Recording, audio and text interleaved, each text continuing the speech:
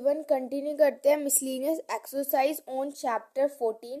सो question number 5 तक previous video में complete कर लिया था। अब करेंगे question number 6। So question number 6 is 3 letters are dedicated to 3 persons and an envelope is addressed to each of them. The letters are inserted into the envelopes at random so that each envelope contain exactly one letter. Question में क्या बोला गया है कि हमारे पास क्या है, 3 लेटर्स हैं, ठीक है, और वो 3 पर्सन्स को देने हैं और उन पर मतलब क्या होता है कि हम जो लेटर होते हैं उसको किसके अंदर डालते हैं, एनविलोप के अंदर डालते हैं, ठीक है, और एनविलोप के अंदर क्या क्या उसको डाला गया, मतलब वो जो लेटर्स उनको डाला गया, ठीक है, और वो जो लेटर्स है उस एनविलोप के अंदर इस तरीके से रैंडमली इंसर्ट किए गए हैं कि जो हर एक एनविलोप है वो उसमें सिर्फ एक ही लेटर आना चाहिए, ठीक है। So find the probability that at least one letter is in its proper envelope. So यहाँ पे मैं प्रोबेबिलिटी बतानी है कि उसमें से जो एटलीस्ट एक लेटर जो है वो क्या होना चाहिए, एक प्रॉपर एनविलोप में होना चाहिए। क्वेश्चन नंबर 6 में हमारे पास 3 लेटर्स है और 3 ही एनविलोप है, ठीक है। सो यहाँ पे मैंने लेटर्स को एल से डिनोट किया है और एनविलोप को ई से डिनोट किया है, ठीक है। तो यहाँ पे हम सबसे पहले क्या लिखेंगे, सैम्पल स्पेस लिखेंगे, ठीक है। तो सैम्पल स्पेस मेरे पास क्या हो जाएगा कि एक तो लेटर 1 और E1 है ना, सैम्पल स्पेस L1 और E1। फिर दूसरा क्या हो जाएगा L2 E2, ठीक है। तो यहाँ पे हो जाएगा L2 E2। फिर हमारे पास क्या हो जाएगा L3 और E3, ये हो जाएगा सो L3 E3, ठीक है। उसके बाद हम L1 E1, फिर L2 E2। हम क्या बना रहे हैं कि क्या क्या हमारे पास जो है केसेस हो सकते हैं कि किस तरीके से हम किसी भी लेटर को एनविलोप में डाल सकते हैं, ठीक है। तो किस किस के कॉम्बिनेशन हम यहाँ पर बना सकते हैं वो चीज़ हम यहाँ पे लिख रहे हैं, ठीक है। तो अब यहाँ पर लिखते हैं कि जो L2 है L2 का E3 के साथ हो जाएगा, ठीक है। उसके बाद यहाँ पे L3 का E2 के साथ हो जाएगा। तो सेकेंड ये हो गया।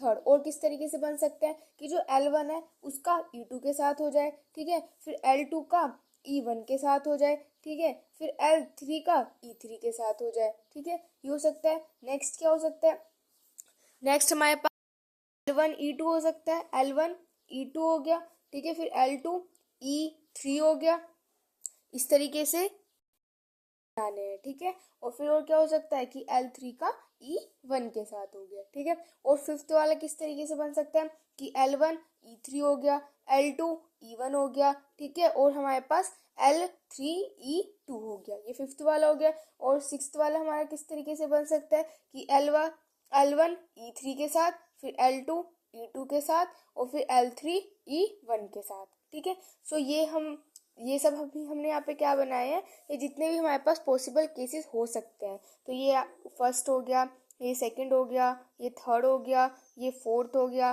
ठीक है, ये हमारे पास फिफ्थ हो गया एंड ये यहाँ पे हमारे पास सिक्स्थ हो गया, ठीक है। अब हमें तो यहाँ पे प्रोबेबिलिटी फाइंड करनी है। तो सबसे पहले बात करते हैं फेवरेबल आउटकम्स की। तो यहाँ पे फेवरेबल आउटकम्स में हमारा कौन कौन सा हो जाएगा, एक तो हमारे पास फर्स्ट हो जाएगा, ठीक है, एक हमारे पास यहाँ पे सेकेंड हो जाएगा, ठीक है, और हमारे पास यहाँ पे फोर्थ हो जाएगा, ठीक है, और यहाँ पे हमारे पास सिक्स्थ वन हो जाएगा, ये हो जाएगा यहाँ से। तो अब हमें तो यहाँ पे इसकी प्रोबेबिलिटी फाइंड करनी है। सो प्रोबेबिलिटी क्या होती है, favourable outcomes divided by total outcomes. So यहाँ पे फेवरेबल आउटकम्स है कितनी हमारे पास, टोटल फेवरेबल आउटकम्स कितने हैं, 4 है, ठीक है, और यहाँ पे टोटल हमारे पास है कितने, टोटल पॉसिबल आउटकम्स है कितने हमारे पास 6 है, ठीक है। तो इससे इसको डिवाइड कर देंगे तो हमारे पास क्या आ जाएगा 2/3। Question number 7 is A and B are two events such that probability of A is 0.54, probability of B is 0.69 and probability of A intersection B is 0.35. Find first probability A union B, second A complement intersection B complement, third A intersection B complement and fourth one is B intersection A complement। Number 7 करते हैं। So यहाँ पे हमें probability of A union B find करनी है, ठीक है। सो यहाँ पे हमें क्या पता है कि जो प्रोबेबिलिटी होती है ए यूनियन बी वो किसके इक्वल होती है, प्रोबेबिलिटी ऑफ ए प्लस में probability of B and minus में probability of A intersection B, ये होता है हमारे पास। अब ये चीज़ हमें क्वेश्चन में गिवन है, हमें गिवन है 0.54, ये हमें गिवन है 0.69 एंड ये हमें गिवन है 0.35, ठीक है। सो यहाँ से ये मेरे पास probability of A union B यहाँ से मेरे पास कितने आ जाएगी, दैट इज 0.88। ठीक है। सो ये तो हो जाएगा इसका फर्स्ट पार्ट। अब करते हैं इसका सेकंड पार्ट। सेकंड पार्ट में हमें क्या फाइंड करनी है, probability of A complement intersection B complement, ये तो हमें यहाँ पे फाइंड करना है। सो ये हमारा किसके इक्वल होता है, that is probability of A union B complement के इक्वल होता है। ये हमारे पास कहाँ से आया, ड्यू मॉर्गन लॉ से आया, ठीक है। तो यहाँ पे आपको मेंशन करना पड़ेगा कि हमारे कहाँ से आया, ड्यू मॉर्गन लॉ से हम क्या लिख सकते हैं, इसको इसके इक्वल यहाँ पर हम लिख सकते हैं, ठीक है। अब हमें क्या पता है कि जो प्रोबेबिलिटी है किसी भी इवेंट की होने की और प्रोबेबिलिटी किसी भी इवेंट की ना होने की, वो हमारी किसके इक्वल होती है, 1 के इक्वल होती है, ठीक है। सो अगर मुझे ये चाहिए तो मैं क्या करूँगी, 1 माइनस की probability of A union B कर देंगे, ठीक है। ये कर देंगे तो हमारे पास ये आ जाएगा। तो ये क्या हो जाए हमारे 1 माइनस के, और ये अभी हमने फाइंड किया ए यूनियन बी, तो अभी हमने फाइंड किया था 0.88। यहाँ से मेरे पास probability of A complement intersection B complement कितना आ जाएगा, 0.12, ठीक है। और यही हो जाएगा सेकेंड पार्ट का आंसर, ठीक है। अब उसके बाद next third part. So third part करते हैं। थर्ड पार्ट में हमारे पास क्या, probability of A intersection B का कॉम्प्लीमेंट, ठीक है। सो ये हमारा किसके इक्वल होता है, that is probability of A minus के probability of A intersection B के इक्वल होता है। ये सभी के सभी जो फर्स्ट चैप्टर है उसी की सारी ये प्रॉपर्टीज हमारे पास है, ठीक है। प्रोबेबिलिटी ऑफ ए हमें क्वेश्चन में गिवन है 0.54, ठीक है। फिर माइनस की probability of A intersection B में गिवन है दैट इज 0.35, से ये हमारे पास कितना आ जाएगा, 0.19, ठीक है। सो ये हो जाएगा इसका थर्ड पार्ट, ठीक है। अब करते हैं इसका fourth part. So fourth part में हमें क्या फाइंड करना है, probability of B intersection A का कॉम्प्लीमेंट, ठीक है। सो ये हमारा किसके इक्वल होता है, प्रोबेबिलिटी ऑफ बी माइनस के probability of A intersection B, ठीक है। ये हमें यहाँ पर ये हमारा जो होता है वो इसके इक्वल होता है, ठीक है। सो अब ये प्रोबेबिलिटी ऑफ बी जो है वो हमें क्वेश्चन में गिवन है 0.69 माइनस के, और ये भी हमें क्वेश्चन में गिवन डेट इज 0.35। तो यहाँ से हमारे पास कितना आ जाएगा, 0.34, हो जाएगा question number 7। Question number 8 is from the employee of a company. 5 persons are selected to represent them in the managing committee of the company. Particular of 5 persons are as follow. So क्या बोला गया है कि company के employees में से 5 persons को select किया गया, ठीक है। यानी कि जो कमेटी है उसको मैनेज करने के लिए सिलेक्ट किया गया। तो वो जो 5 पर्सनस है वो यहाँ पे हमें इस तरीके से गिवन है, ठीक है। उनके सेक्स गिवन है, उनकी एज जो है वो यहाँ पे हमें ईयर्स में गिवन है। आगे क्या बोला गया, person is selected random from this group to act has a spokesperson, ठीक है। सो क्या बोला गया है कि एक पर्सन को इनमें से ही मतलब रैंडमली किसी को भी सिलेक्ट कर लिया गया स्पोक पर्सन के लिए, यानी कि जो उस चीज़ को रिप्रेजेंट करेगा, तो ऐसे ही रैंडमली सिलेक्ट कर लिया गया। So what is the probability that the spokesperson will be either male or over 35 years. So क्या प्रोबेबिलिटी होगी कि वो जो स्पोक पर्सन जो कि रैंडमली इसमें से सिलेक्ट किया गया है कि या तो वो हमारे पास मेल हो या फिर वो 35 ईयर्स से ज़्यादा का। सबसे पहले तो यहाँ पे हम प्रोबेबिलिटी फाइंड करते हैं ए की, यानी कि इस यहाँ पर मेल है कितने, ठीक है। सो अगर मैं यहाँ पे मेल की प्रोबेबिलिटी फाइंड करूँ, सो मेल उसको मैंने ए से बोल दिया। सो मेल हमारे पास है क्या, यहाँ पे मैं मेल को ए से रिप्रेजेंट कर रही हूँ, और जो ओवर 35 ईयर्स है उनको मैं यहाँ पे बी बोल रही हूँ, ठीक है। सो मैं यहाँ पे लिख देती हूँ कि मैं यहाँ पे जो मेल है उनको मैं यहाँ पर ए से रिप्रेजेंट कर रही हूँ, और जो ओवर 35 ईयर्स है उनको मैं यहाँ पर बी से रिप्रेजेंट कर रही हूँ, ठीक है। सो अगर मैं यहाँ पे बात करूँ कि मेल है कितने, सो टोटल मेल कितने हमारे पास 3 है, और जो टोटल मेल है वो 3 है, और टोटल पर्सन है कितने हमारे पास 5 है। सो ये तो हो जाएगी मेरे पास मेल की प्रोबेबिलिटी, ठीक है। सेकंड चीज़ जो कि ओवर 35 ईयर्स है, तो उनको मैं किससे रिप्रेजेंट कर रही हूँ, बी से रिप्रेजेंट कर रही हूँ। सो ओवर 35 ईयर्स हमारे पास है कौन से, सिर्फ 2 ही है, ठीक है। तो क्या हो जाएगा 2, और टोटल हमारे पास कितने हैं 5 है, ठीक है। उसके बाद probability of A intersection B, यानी कि जो कि दोनों हो, मेल भी हो और ओवर 35 ईयर्स भी हो, तो वो हमारे पास है कितने, सिर्फ एक ही है। सो ये क्या हो जाएगा 1/5 हो जाएगा, ठीक है। सो अब हमें पता है कि probability of A union B हमारा किसके इक्वल होता है, प्रोबेबिलिटी ऑफ ए प्लस में प्रोबेबिलिटी ऑफ बी माइनस के probability of A intersection B के इक्वल होता है। ठीक है, सो प्रोबेबिलिटी ऑफ ए मेरे पास क्या है 3/5, प्रोबेबिलिटी ऑफ बी मेरे पास कितने है डेट इज 2/5 और माइनस के probability of A intersection B मेरे पास कितने डेट इज 1/5। ठीक है, इसको यहाँ पे सोल्व करेंगे तो हमारे पास क्या आ जाएगा 4/5 और यही हो जाएगा क्वेश्चन नंबर 8 का आंसर।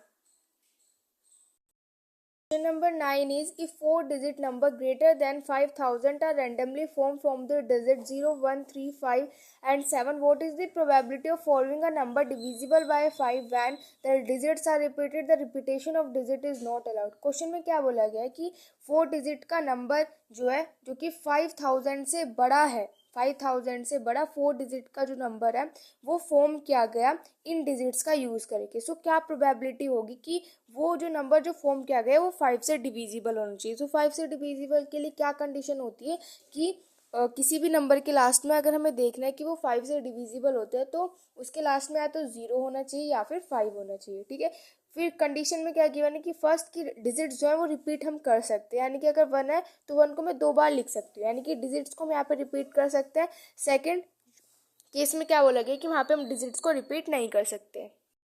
सबसे पहले हम टोटल पॉसिबल आउटकम्स की बात करते हैं, टोटल पॉसिबल आउटकम्स। ठीक है, अब देखो यहाँ पे 4 डिजिट का नंबर चाहिए, तो क्या हो जाएगा 1, 2, 3 एंड 4। ठीक है, ये 4 डिजिट्स का नंबर हमें चाहिए। अब यहाँ पे केसेस बनेंगे, देखो सबसे पहले अगर मैं इस वाले ब्लॉक की बात करती हूँ तो इसको फिल करने के लिए कितने तरीके मेरे पास 5 वेज हैं। ठीक है, ऐसे इसको फिल करने के कितने तरीके हैं 5 वेज है, ऐसे इसको फिल करने के लिए कितने तरीके हैं 5 वेज है मेरे पास, है ना।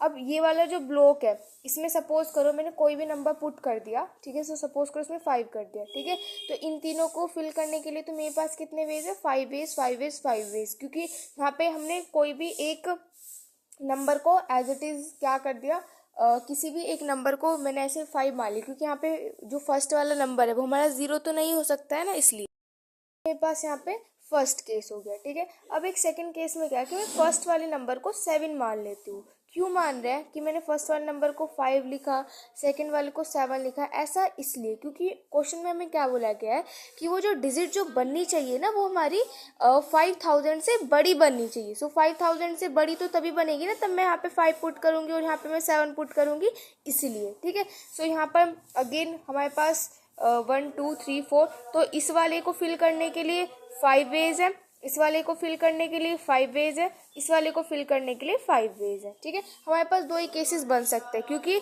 हमें क्या चाहिए 5000 से बड़ा जो नंबर है वो हमें चाहिए होगा, तो इसलिए यहाँ पे हमने इसको 5 लिखा और यहाँ पे हमने इसको 7 लिख दिया यहाँ पर। ठीक है, सो अब मैं यहाँ पे बात करती हूँ।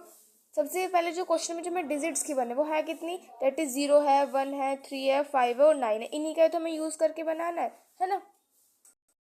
पे हम बात करेंगे टोटल वेज कि हमारे पास कितने तरीके हो जाएंगे, total ways. So total ways हमारे पास कितने हो जाएंगे, देखो 5 वेज 5 वेज 5 वेज, यानी कि 5 multiply by 5 multiply by 5 plus में 5 वेज 5 वेज 5 वेज, तो 5 मल्टीप्लाई बाय 5 मल्टीप्लाई बाय 5 हमारे पास कितना आ जाएगा, दैट इज 250। अब अगर ये तो था ये वाला केस कि हमें क्योंकि यहाँ पे 5000 से बड़ा चाहिए तो यहाँ पे हमें फर्स्ट नंबर को 5 पुट करना पड़ेगा तभी तो वो हमारा 5000 से बड़ा आएगा।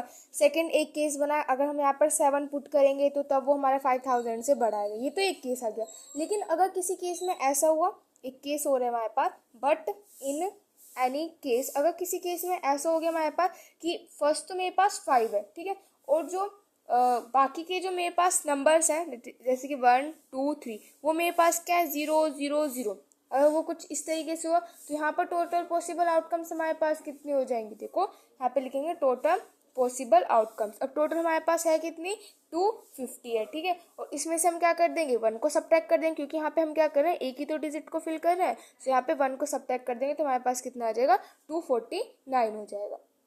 ठीक है, अब हम यहाँ पे बात करते हैं अपनी फेवरेबल आउटकम्स की। ठीक है, तो यहाँ पे favourable outcomes, so favourable outcomes अभी मैंने आपको यहाँ पे बताया, तो फिर से कि यहाँ पर जो फर्स्ट वाला नंबर है वो मैंने यहाँ पे क्या लिया 5 लिया। ठीक है, फिर और इस वाले को फिल करने के लिए मेरे पास 5 वेज हैं। ठीक है, दूसरे वाले को फिल करने के लिए अगेन मेरे पास 5 वेज हैं, नेक्स्ट वाले को फिल करने के लिए मेरे पास वेज हैं। ठीक है, टू वेज कैसे हैं, अभी मैंने आपको एक्सप्लेन किया था कि अगर हमारा कोई नंबर 5 से डिविजिबल होना चाहिए तो उसके लास्ट में क्या होना चाहिए, तो 0 होना चाहिए या फिर 5 होना चाहिए। तो इसलिए लास्ट वाले को फिल करने के लिए कितने तरीके हैं, टू वेज है। सो इसको मैंने यहाँ पे फर्स्ट केस बोल दिया। सेकंड वाले में क्या था कि हमारे पास फर्स्ट नंबर 7 होना चाहिए, उसके बाद सेकंड वाले को फिल करने के लिए 5 वेज, फिर नेक्स्ट वाले को फिल करने के लिए 5 वेज, उससे नेक्स्ट वाले को फिल करने के लिए टू वेज होंगे। टू वेज क्यों होंगे, अगेन वही है कि हमारा लास्ट वाला जो नंबर है वो 0 और 5 होना चाहिए। क्यों, क्योंकि अगर लास्ट वाला नंबर 0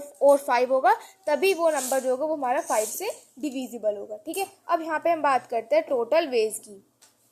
सो कितने तरीके यहाँ से हमारे पास हो जाएंगे, डेट इज 5 इंटू 5 इंटू यहाँ पे क्या है 2, फिर यहाँ पे प्लस में इसके करते हैं तो 5 इंटू 5 इंटू 2। ठीक है, तो यहाँ से मेरे पास कितना हो जाएगा, डेट इज 100 हो जाएगा। ठीक है, अब अगेन इसमें भी हम वही वाला केस ले सकते हैं कि इन केस हमारे पास क्या हो जाए कि एक तो 5 है यहाँ पर, ठीक है, और जो बाकी के जो 3 है वो मेरे पास क्या हो जाए, 0 हो जाए। ठीक है, ये इसमें भी तो ऐसा केस बन सकता है। तो यहाँ पे मेरे पास जो फेवरेबल आउटकम्स है वो मेरे पास यहाँ पे कितनी आ जाएगी, टोटल मेरे पास कितनी है, 100 है, और यहाँ पे हमने सिर्फ एक डिजिट को यूज़ किया तो 100 माइनस के 1 हो जाएगा। तो यहाँ पे मेरे पास कितना आ जाएगा, 99। ठीक है, तो यहाँ पे जो प्रोबेबिलिटी है वो क्या हो जाएगी हमारे पास, एक्स रिपीट होने की। ठीक है, सो नंबर्स रिपीट होने की प्रोबेबिलिटी क्या हो जाएगी, टोटल हमारे पास कितना है, 99।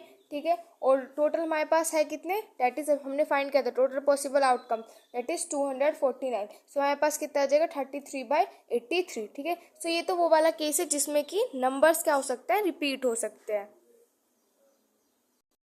वाला केस लेते हैं जिसमें कि रिपीटेशन ही अलो यहाँ पे हमारे पास नहीं है। ठीक है, सो देखो कितने डिजिट्स का हमें मतलब नंबर चाहिए, 4 डिजिट्स का चाहिए। ठीक है, तो यहाँ पे 1 2 3 एंड 4। ठीक है, अब जो फर्स्ट नंबर है वो मेरे पास 5 होगा, आपको पता है, क्योंकि हमें क्या चाहिए, 5000 से ग्रेटर नंबर चाहिए। सो 5000 से ग्रेटर नंबर के लिए जो फर्स्ट वाला है वो तो मेरे पास 5 होना चाहिए, जब तो 5000 से ग्रेटर नंबर बनेगा। ठीक है, और इस वाले को फिल करने के लिए कितने तरीके, 4 वेज। ठीक है, इस वाले को फिल करने के लिए, क्योंकि यहाँ पे जो डिजिट्स है उनको हम रिपीट नहीं कर सकते। ठीक है, सो ये यहाँ पे क्या हो जाएंगे, इसको फिल करने के लिए 4 वेज, 3 वेज एंड इसको फिल करने के लिए 2 veg.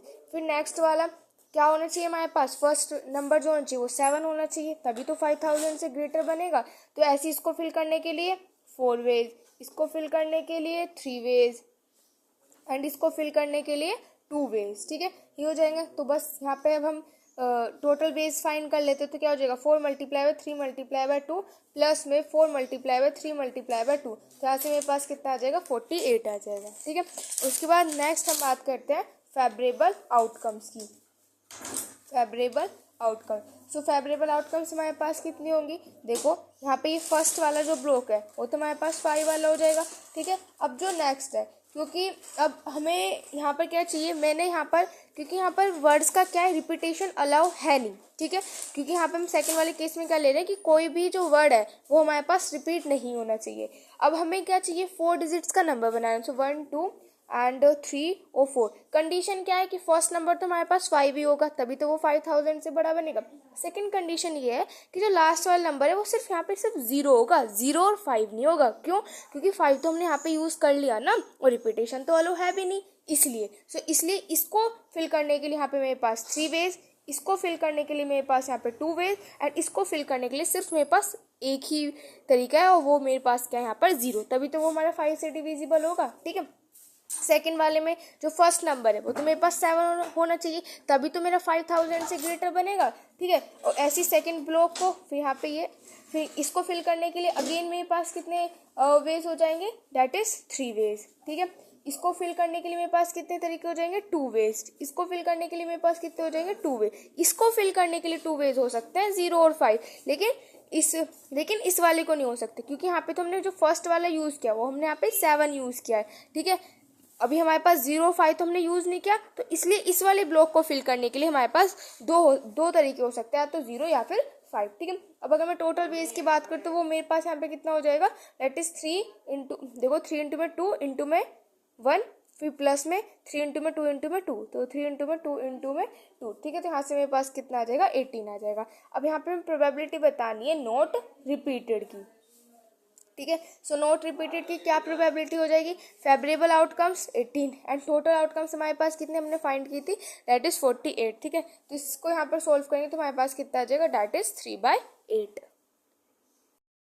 Question number 10 is the number lock of a suitcase has 4 wheels, each labeled with 10 digit that is from 0 to 9। अब नंबर लॉक है सूटकेस का जिसमें कि 4 व्हील्स हैं, हर एक पर जो लेबल है वो 10 डिजिट का, यानी कि 0 से लेकर 9 तक की जो भी डिजिट्स है उनका यूज करके उस लॉक को बनाया गया है, वो नंबर लॉक है। ठीक है, the lock opens with a sequence of 4 digit with no repeats. ठीक है, जो वो लॉक है वो खुलेगा किस तरीके से कि उसमें जो 4 डिजिट का सीक्वेंस है कोई भी जो डिजिट है वो हमारे पास रिपीट नहीं हो रही है। So what is the probability of person getting the right sequence to open the suitcase. तो क्या प्रोबेबिलिटी होगी किसी भी पर्सन की कि वो सूटकेस को एक राइट सीक्वेंस में ओपन करेगा। क्वेश्चन नंबर 10 में क्या बोला गया कि हमारे पास उसमें क्या है, 4 है, तो 1 2 3 4। ठीक है, ये अब इस फर्स्ट वाले को टोटल हमारे पास नंबर्स हैं कितने, 10 डिजिट्स है ना, 10 डिजिट्स है ना, 0 से लेकर 9 तक तो 10 डिजिट्स होती हैं। तो यानी कि फर्स्ट वाले को फिल करने के लिए हमारे पास 10 वेज, दूसरे वाले को फिल करने के लिए 9 वेज, क्योंकि रिपीटेशन नहीं हो रहा इसलिए। फिर इस वाले के लिए 8 वेज एंड इस वाले के लिए हमारे पास कितना हो जाएगा, डेट इज 7 वेज। ठीक है, ये हो जाएगा। ओके, तो अब हम यहाँ से टोटल पॉसिबल आउटकम्स फाइंड करते हैं। तो टोटल पॉसिबल आउटकम्स क्या हो जाएंगे, 10 इंटू 9 इंटू 8 इंटू में 7, तो मेरे पास कितने हो जाएंगे, 5040। अब हमें यहाँ पे प्रोबेबिलिटी बतानी कि वो जब कोई भी पर्सन जब उसको खोले तो वो बिल्कुल राइट होना चाहिए। तो राइट कब होगा, राइट तो एक ही केस में होगा भाई, एक ही तो लॉक होगा उसका। ठीक है, कई सारे तो नहीं हो सकते, तो राइट तो उसका सिर्फ एक ही होगा, तो यानी कि 1, फेवरेबल आउटकम्स 1 हो गया और टोटल पॉसिबल आउटकम्स हमने फाइंड की 5040। ठीक है, सो यही हो जाएगा क्वेश्चन नंबर 10 का आंसर। सो यहाँ पे क्लास 11th की जो एक्सरसाइज है miscellaneous exercise on chapter number 14 वो कंप्लीट हो चुकी है और साथ ही साथ में जो मैथ्स भी है वो यहाँ पर कंप्लीट हो चुका है। अब हम नेक्स्ट वीडियो